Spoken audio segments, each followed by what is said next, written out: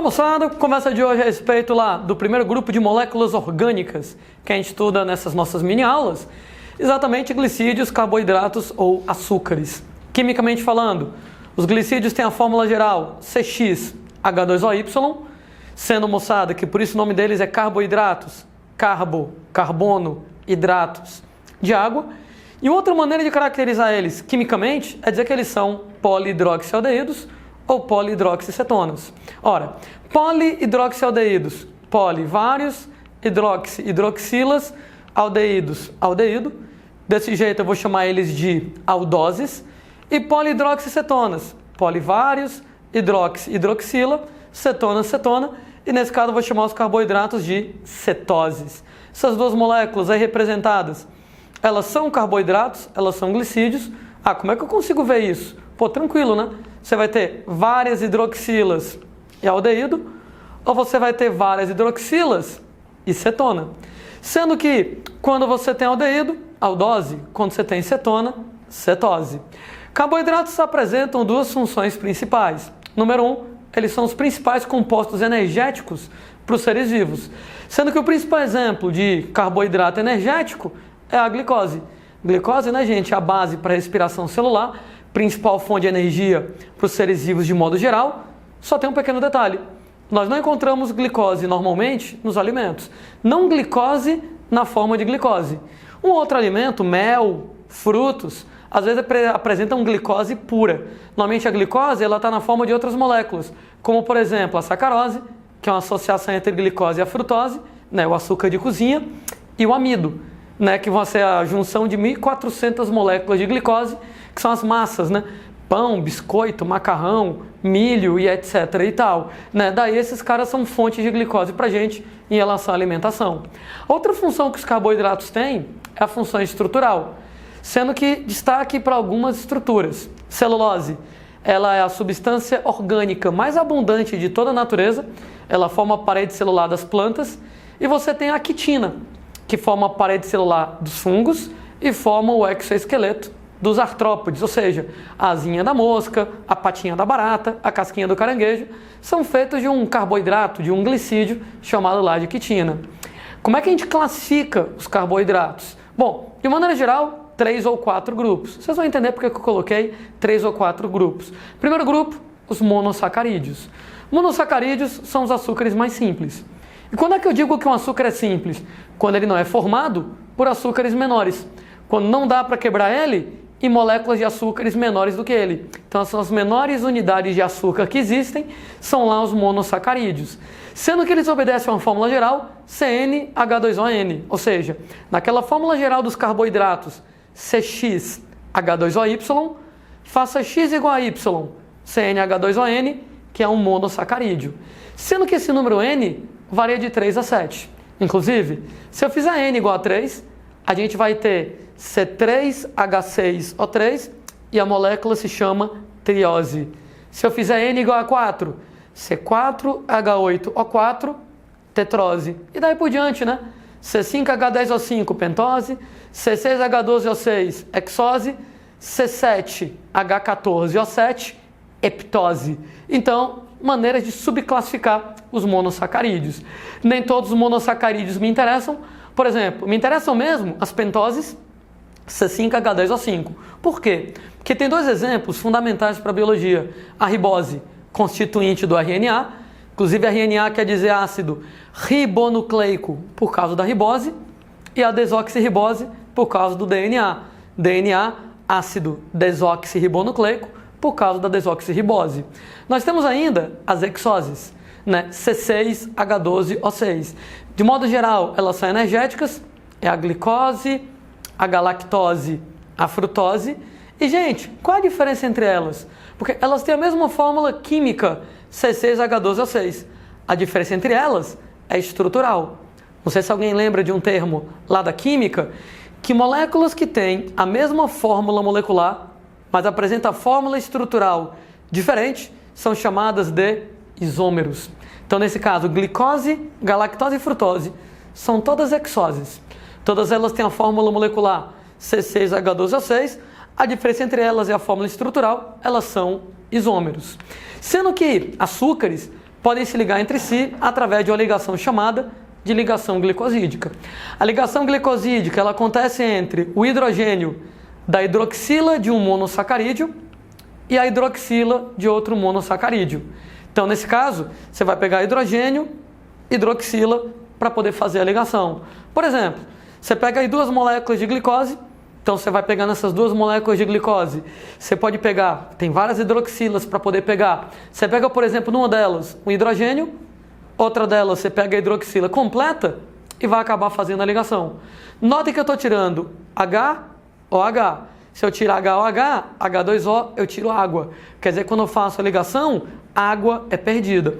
Note que eu tirei HOH e com isso o oxigênio vai ligar na outra molécula de monossacarídeo e vai ficar mais ou menos desse jeito. Então a gente vai ter essa ligação, a ligação glicosídica, né? A gente tirou hidrogênio de uma hidroxila, tirou o H inteiro da outra hidroxila, liga a moçada desse jeito e agora eu tenho uma molécula que é um disacarídeo. Eu vou chamar ela de maltose nesse caso. Opa, comentário importante, né? Quando a gente faz a ligação glicosídica, tira HOH. HOH, tiro água. De maneira que essa é uma reação que a gente chama de síntese por desidratação. Tanto é que para cada ligação que você faz, uma molécula de água é perdida. De maneira, moçada, que o número de moléculas de água que você libera é igual ao número de ligações que você faz, que é o número de monossacarídeos ligados menos 1. Então, quando você junta monossacarídeos através de ligações glicosídicas, você vai formando osídeos. Os osídeos, eles são açúcares mais complexos. Eles são formados por açúcares menores, por monossacarídeos, unidos por ligações glicosídicas. Sendo que os osídeos, eles podem ser de alguns tipos. Por exemplo, oligossacarídeos. O nome oligo quer dizer poucos, né? Então, os oligossacarídeos são formados por de 2 a 10 monossacarídeos unidos por ligações glicosídicas. Por exemplo, se eu pego 2 monossacarídeos, eu fabrico um disacarídeo e libero uma molécula de água. Se eu pego 3 monossacarídeos, eu fabrico um trissacarídeo e libero 2 moléculas de água. E daí por diante. Por exemplo, se eu pego 10 monossacarídeos, eu vou fabricar um decasacarídeo e vou liberar 9 moléculas de água. Lembrem que o número de moléculas de água liberados é o número de monossacarídeos menos 1. Então, se eu junto 10 monossacarídeos, eu fabrico um decasacarídeo e eu vou liberar 10 menos 1, 9 moléculas de água aí na brincadeira. Nem todos os oligossacarídeos são interessantes para a gente, né? Os importantes mesmo são os disacarídeos, são os de 2 monossacarídeos. Tem 3 que você não pode deixar de conhecer eles. Você vai pegar glicose mais glicose para produzir maltose e liberar água, sendo que maltose é o açúcar dos cereais. Então você encontra maltose no trigo, no milho, no arroz, sendo que a maltose também pode ser produzida a partir da quebra do amido. Então você pega lá amido, o amido é formado por 1.400 moléculas de glicose, eu posso quebrar primeiro em moléculas de maltose de 2 em 2, né? Então a partir daí eu posso obter a maltose, né, derivado lá do amido de cereais, milho, trigo, arroz e daí por diante. Você pega glicose mais frutose, produz sacarose e libera água, sendo que a sacarose é o açúcar de cozinha, né? Ele pode ser obtido normalmente a partir de cana-de-açúcar ou a partir de beterraba. Você pega glicose mais galactose e produz lactose mais água, sendo que lactose é o açúcar do leite. Cuidado, leite de mamíferos. Por exemplo, leite de soja. Ô gente, leite de soja é uma coisa remotamente semelhante ao leite. Poxa, mas não é leite, né? Leite, gente, é de vaca, é de cabra. Leite é de mamíferos. Só o leite de verdade verdadeira, só o leite de mamíferos é que tem lactose.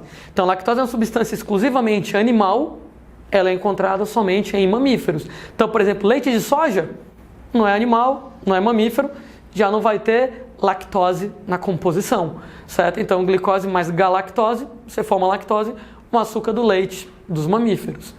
O outro grupo de osídeos que nós temos são os polissacarídeos.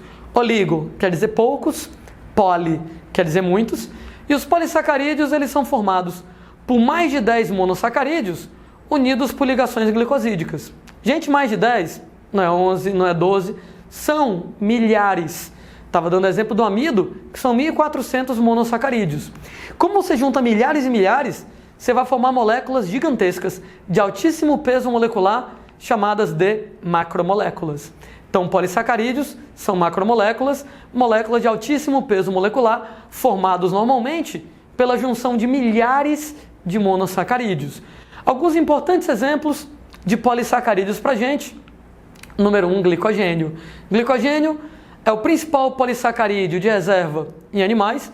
Então, a maneira que nós temos de armazenar glicose, a gente pega a glicose e transforma em glicogênio.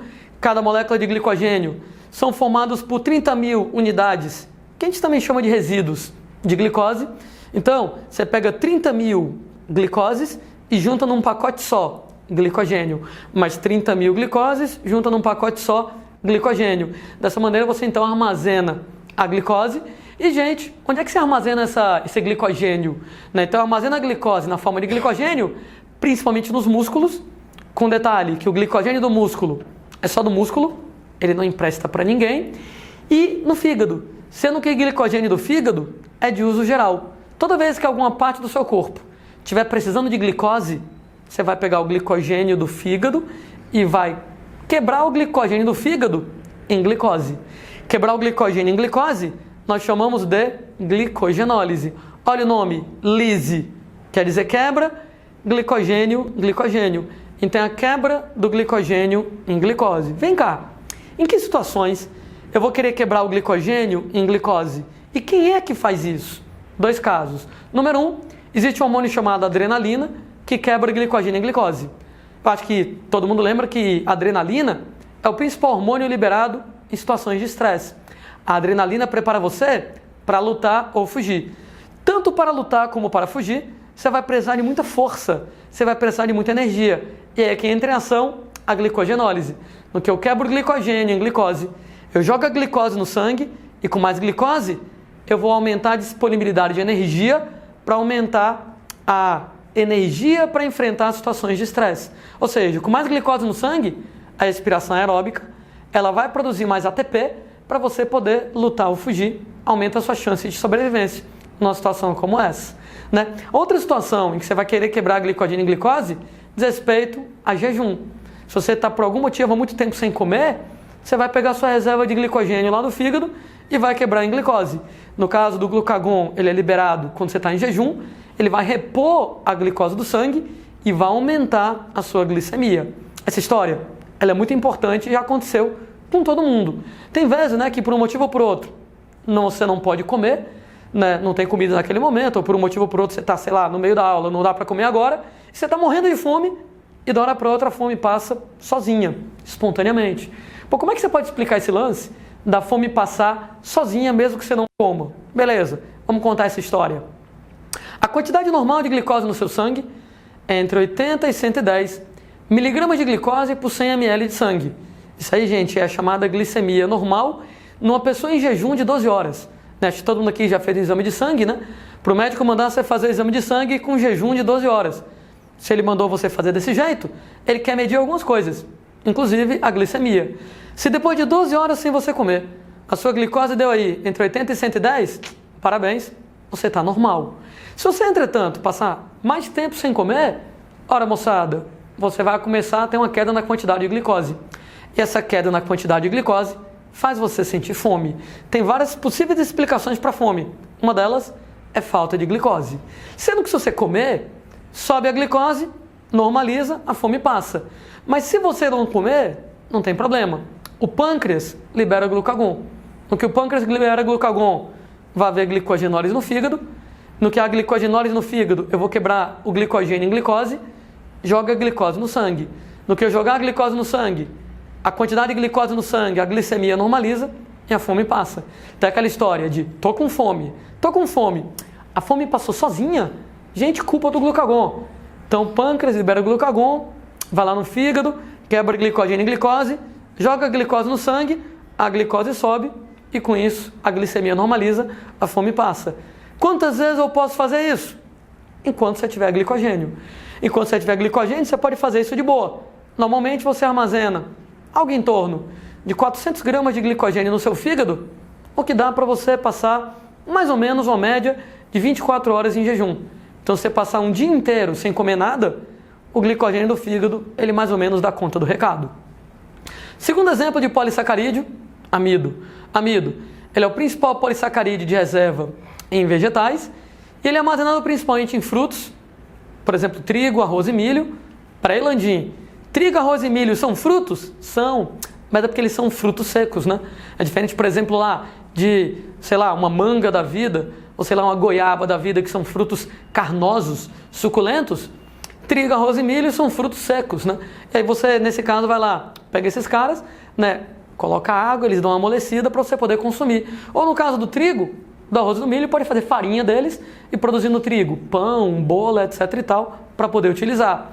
Raízes tuberosas, que são raízes especializadas no armazenamento de amido, como a batata doce e a mandioca, e caules chamadas de tubérculos, como é o caso da batata inglesa. Né? Nesse caso, onde você costuma armazenar amido em relação às plantas. O amido é formado por mais ou menos 1.400 unidades resíduos de alfa-glicose. Poxa, que história é essa de alfa-glicose? Vou logo adiantando, você não deve se estressar muito com isso. Agora, molécula de glicose, essa molécula que está representada aqui no canto do esquema. Molécula de glicose pode estar em três formas. Tem uma forma dela, que é a forma aberta, a forma da glicose. E em meio aquoso, a glicose costuma formar, fazer uma reação intramolecular e formar dois isômeros, que eles são cíclicos, eles são fechados. Alfa-glicose e beta-glicose. Daí, três maneiras da glicose se apresentar. Glicose em cadeia aberta, em meio aquoso, glicose em cadeia fechada, na forma alfa e na forma beta. Olha que a diferença entre a alfa e a beta é bem ridícula, né? Pode notar que na forma alfa você vai ter que o grupo hidroxila está para baixo do anel e na forma beta o grupo hidroxila ele está para cima do anel. Gente, é uma besteirinha de nada, é uma idiotice. Entretanto, quando você tem esses isômeros alfa-glicose e beta-glicose, a gente vai reagir a eles de maneira diferente. Porque quem trabalha com os compostos químicos são as enzimas, e as enzimas são específicas. Então tem enzimas que conseguem trabalhar com alfa-glicose, mas não com a beta-glicose, e vice-versa. E olha como isso acaba sendo importante. Estava comentando que o amido ele é formado por alfa-glicose. Alfa-glicose, a forma do amido. O amido é digerido por enzimas chamadas de alfa-amilases. E essas enzimas alfa-amilases, elas estão presentes em animais. Como as alfa-amilases estão presentes em animais, nós animais podemos digerir o amido para obter a glicose. Tanto é que o amido é a principal fonte de glicose para a gente. Né? Amido apresenta alfa-glicose, ele é digerido pelas alfa-amilases, eu tenho isso. E eu consigo digerir o amido em glicose para poder aproveitar. Agora, por exemplo, a celulose já trabalha de maneira diferente. Celulose é o principal polissacarídeo estrutural em vegetais, sendo, moçada, que a celulose forma parede celular nas plantas. E na nossa vida cotidiana tem muita coisa interessante. Celulose, por exemplo, é o componente básico da madeira, do papel, que ao contrário do que muitas pessoas pensam, não é feito da folha da árvore. O papel é feito de madeira moída e prensada. O cara pega a madeira, moe a madeira até virar um pó, prensa com algumas substâncias químicas e forma uma folha de papel. Você também vai ter que celulose é o componente básico do algodão. Então você está aí com sua camisa de algodão, ela é a base de celulose e das fibras alimentares. Então quando você fala que o alimento ele tem que ser rico em fibras, basicamente celulose é o principal componente dessas fibras. A celulose é formada por 10.000 resíduos, unidades de beta-glicose. Ou seja, aquela diferença idiota, né? No caso do amido é alfa-glicose, no caso da celulose é beta-glicose. E por mais idiota que pareça, isso é muito significativo, porque a celulose ela é digerida por um grupo de enzimas chamadas de beta-celulases, e nós não temos beta-celulases. Nenhum animal apresenta enzimas beta-celulases, nenhum animal consegue digerir a celulose. Da celulose não é digerida por animais. A gente não consegue digerir a celulose. Então, olha que a diferença é idiotice, né? A glicose na forma cíclica, ela pode estar na forma alfa-beta, depende da orientação da hidroxila lá de um determinado carbono, se é para cima ou para baixo, uma idiotice. O problema é que as enzimas cismam com isso.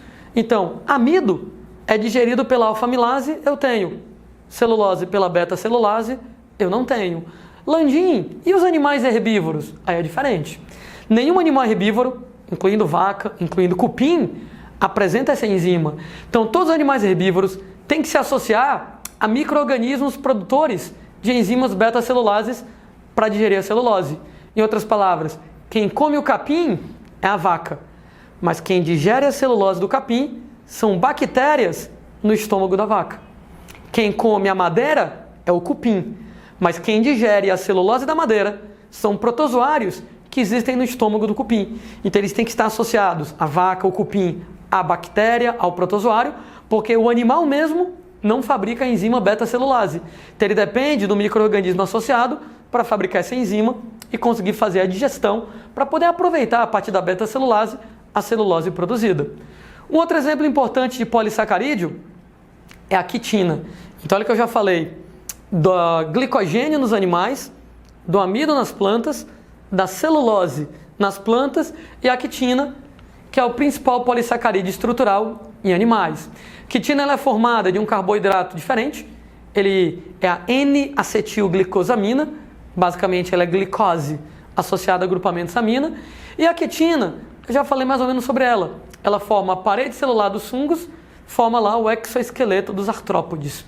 Último grupo de açúcares para lembrar são os açúcares conjugados. São açúcares que são associados a moléculas que não são açúcares, a outras moléculas. Por exemplo, você tem os mucopolissacarídeos ou glicosaminoglicanas.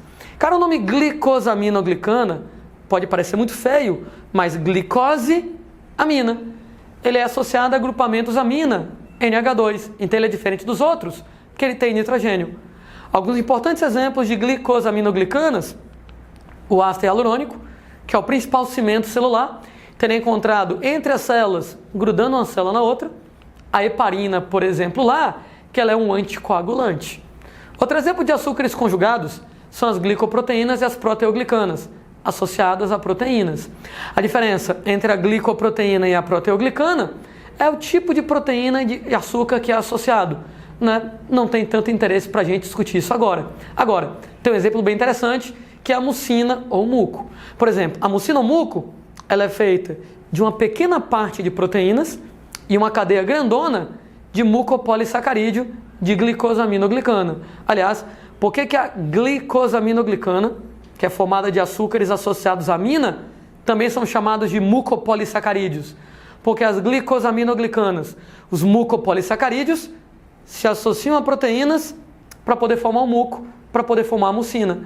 Então, muco-mucina, a associação entre açúcares, glicosaminoglicanas, mucopolissacarídeos e proteínas nesse caso. Mucomucina, né? Também conhecido como catarro ou meleca, dependendo da consistência. Vários papéis, né? Proteger contra os sucos digestivos, né? Reter partículas que possam causar problemas. Quando você vai lá e respira, tem lá a melequinha pegajosa nas vias aéreas, exatamente para a poeira do ar, que traz vírus, bactérias, grudar no muco e não ter perigo moçado da poeira e chegar lá dentro do pulmão. Essa poeira poderia trazer um vírus, uma bactéria, algum problema poderia acontecer com você. Então, isso aí vai ser um açúcar associado a uma proteína. Como é, né, gente? Que isso aí pode ser cobrado em questões. Olha só esse exemplo bacana. A produção de biocombustíveis é resultado direto do fomento a pesquisas científicas em biotecnologia que ocorreu no Brasil nas últimas décadas. A escolha do vegetal a ser usado considera, entre outros aspectos, a produtividade da matéria-prima em termos de rendimento e custos associados. O etanol é produzido a partir da fermentação de carboidratos e quanto mais simples a molécula de glicídio, mais eficiente é o processo. Presta atenção, quanto mais simples é o açúcar, mais eficiente é o processo. Então o ideal, o meu sonho, era produzir etanol a partir da glicose, que é um monossacarídeo, que é super simples, seria mais eficiente. Entretanto, eu comentei que nós não temos glicose significativamente nos alimentos. Um pouquinho ali nos frutos, no mel, mas não vai ter de maneira significativa. A glicose está associada com outras moléculas, formando lá disacarídeos, polissacarídeos e daí por diante. Como a questão fala que quanto mais simples o carboidrato, menor, eu tenho que procurar o item onde eu tenho um carboidrato mais simples para otimizar a produção, nesse caso lá, do etanol. Então ele coloca item A, o milho, pois apresenta sementes com alto teor de amido. Gente, o amido ele é um polissacarídeo formado por 1.400 unidades de glicose. Gente, ele é um açúcar muito complexo, né? É um açúcar que é muito difícil de quebrar. O enunciado diz que ele está atrás dos carboidratos mais simples. Ele coloca B, mandioca, pois apresenta raízes com alto teor de celulose.